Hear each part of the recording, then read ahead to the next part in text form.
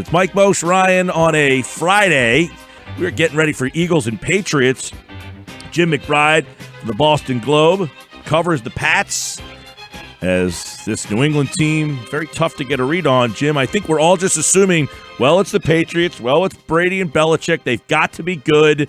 The schedule would say, well, they really haven't played anybody. So what's the word up there? Do people think that this Patriots team is on par with the 20 before them?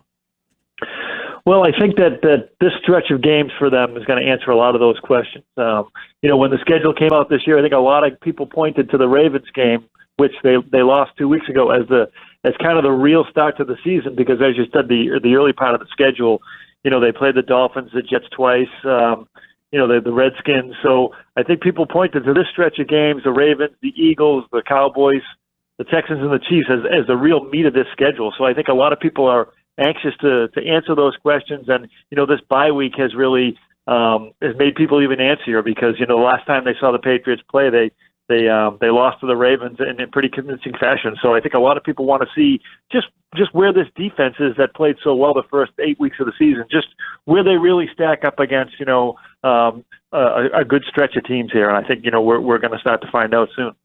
Yeah, you look at the Patriots defense, at least from our side of the fence, and 19 takeaways, I believe, is the number there for that Patriots defense, and that's outstanding. But then you look at the competition, and you get the excuse or reason of they haven't played anyone. So how is everyone up there assessing the defense? Do you guys think it's legitimate top 5, top 10 defense, or is it a little bit of fool's gold?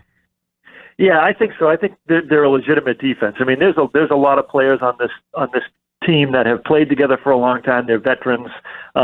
They're very good at their positions. They're very good at communicating. So I think no matter who the competition was earlier, you're going to see that the defense was the strength of this team, which is so unlike previous past teams where maybe the Brady and the offense was always the first thing you talked about. I think this year coming in, even going back to OTAs and minicamp, especially when Jamie Collins re-signed with the team after being cut by Cleveland, that this defense had a chance to be really special. They were active, even during the practices where you're not allowed to hit. There was, good coverages.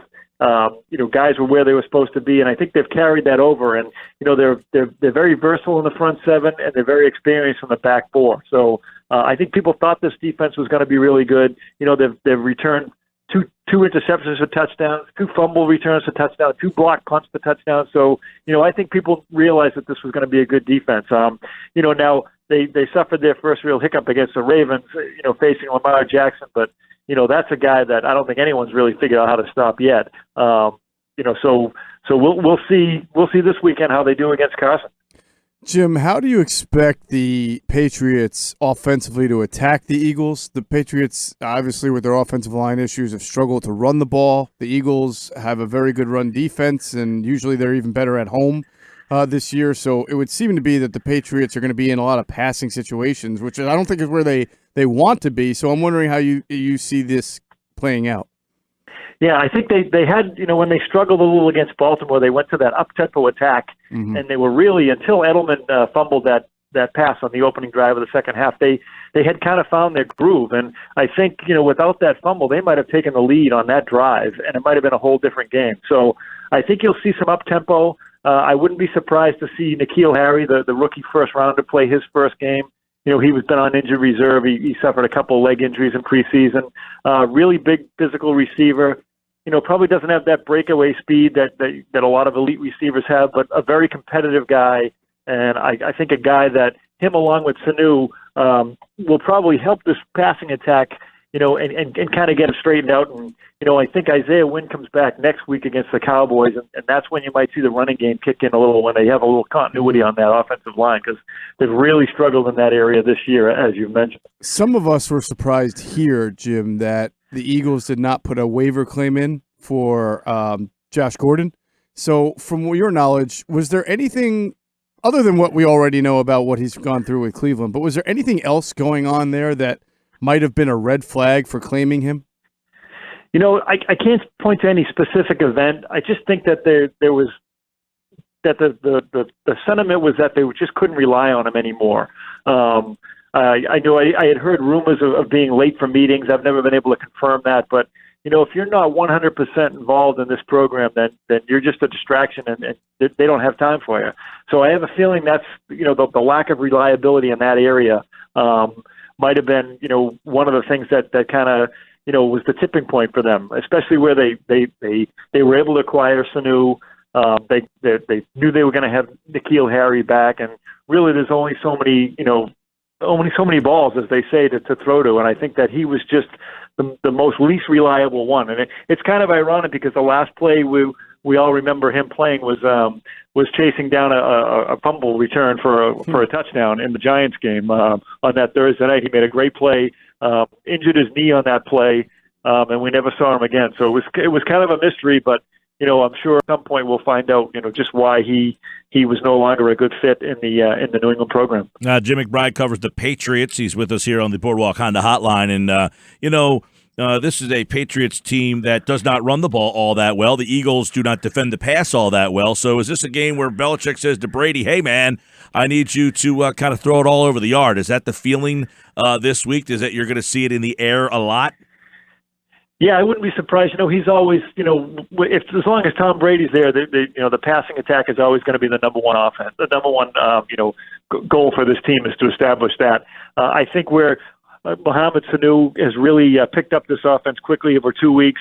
I think a lot of horizontal passing is going to be, kind of the order of the day with Edelman, with Mohamed Sanu, with James White, one of the top 5 receiving backs in the league. I think, if they can move the ball that way, and, the old adage in football was to run to set up the pass. The Patriots are kind of going the reverse. They're using the pass to set up the run, and, I think that's what you'll probably see out of these guys.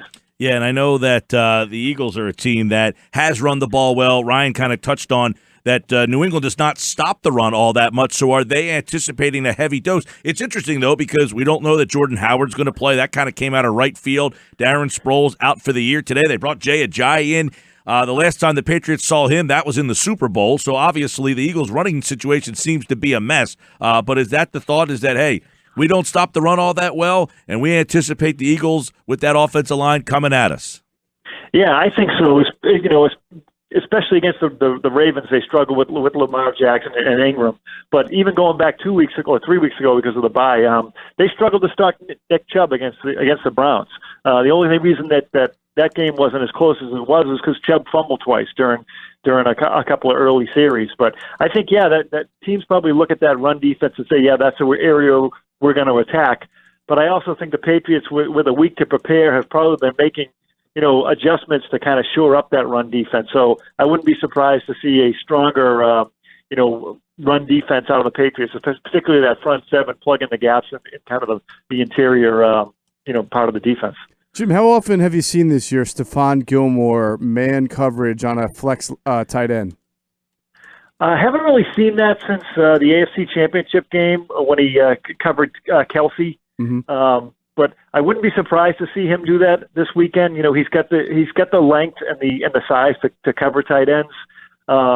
Particularly where it looks like Alshon's not going to play. Am I correct there? It's looking like that, yeah. Yeah, I would think that the most common sense thing would be to put him on Alshon, but I could see them where Philly has such two dynamic tight ends. I could see Bill putting Gilmore on earth and saying, "Hey, look, you take this guy out."